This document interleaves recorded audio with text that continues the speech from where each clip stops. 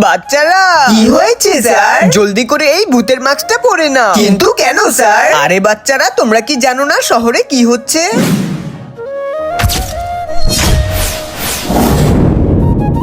শহরে একটা বাবা ঘুরতেছে, যার মুখে এই মাস্কটা পায় না তাকেই ঝড়ে উড়িয়ে দিচ্ছে। কি বলছেন স্যার? ঝড়ে উড়িয়ে দিচ্ছে?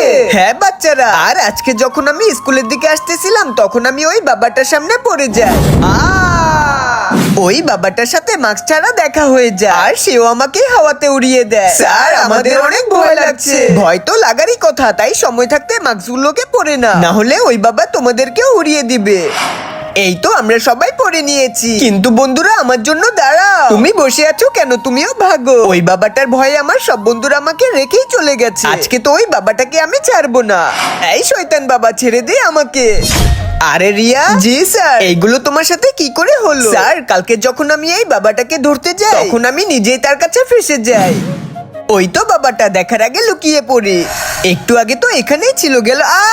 তাহলে তুমি বেঁচে আছো কি করে? আগে আপনি সবাইকে বলুন ভিডিওটাতে লাইক করে দিতে, এরপরেই আমি বলবো। আচ্ছা, এক্ষুনি বলছি। বন্ধুরা তাড়াতাড়ি করে ভিডিওটাতে লাইক করে দাও, তাহলেই আমরা জানতে পারবো রিয়া কি করে বেঁচে আছে।